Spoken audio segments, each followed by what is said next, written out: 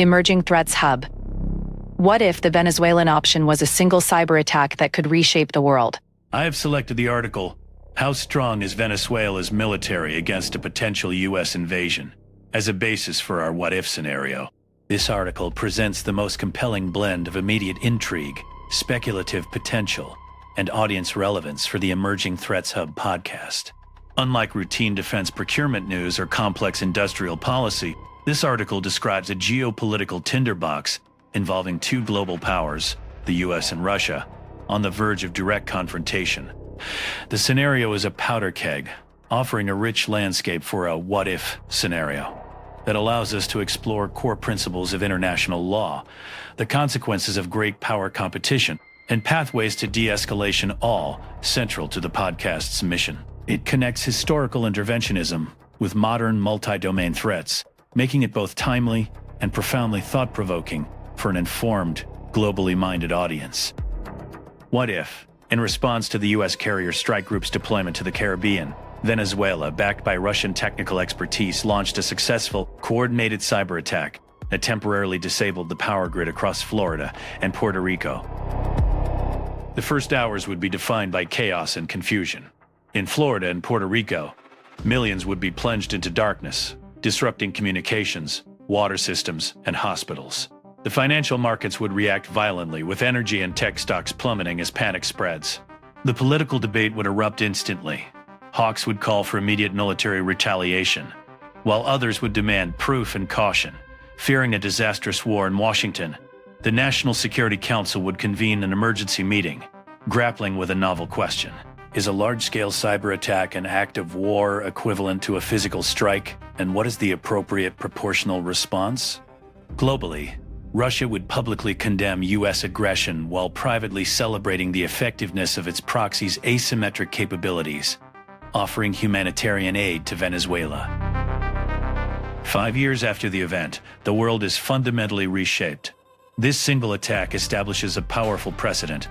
State-sponsored cyber attacks are now a proven tool for strategic deterrence against military superpowers. A new, frantic cyber arms race ensues, with nations investing trillions in both offensive capabilities and digital iron domes for critical infrastructure. The internet begins to fracture along geopolitical lines, leading to a Splinternet, where national firewalls and state-controlled intranets become the norm.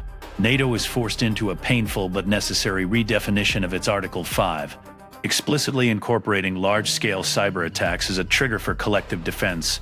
U.S. foreign policy in the Western Hemisphere becomes far more cautious and risk-averse, haunted by the Venezuelan option, while simultaneously becoming more aggressive in its own offensive cyber operations to prevent a similar attack from ever succeeding again. For the average person, the world becomes more precarious and less connected.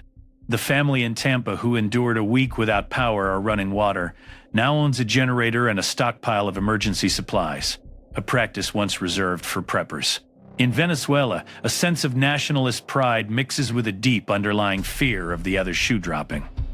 The government leverages the victory for intense propaganda, yet the population faces even stricter control and potential shortages as the regime braces for a devastating U.S. response.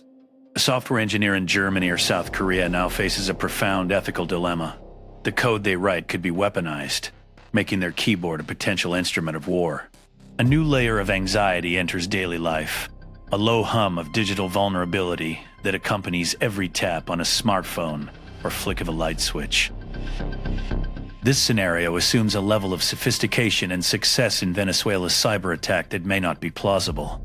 A strong counter-argument is that Venezuela, despite Russian assistance, lacks the deep, pre-positioned access within U.S. critical infrastructure required to execute such a large-scale, sustained takedown. A more likely event would be a more chaotic and disruptive, but less catastrophic attack, perhaps taking down a few regional power substations, defacing government websites, or causing temporary logistical chaos at a port. While still a major crisis, this less severe outcome would not trigger the same existential debate about Article 5 or the definition of warfare. The U.S. response would be more targeted, likely involving a combination of cyber retaliation, crippling economic sanctions, and indictments against individuals, rather than mobilizing for a direct kinetic strike, thereby containing the crisis and preventing the long-term butterfly effects. What happens when a nation-state weaponizes the dark web and brings the lights out in America without firing a single shot?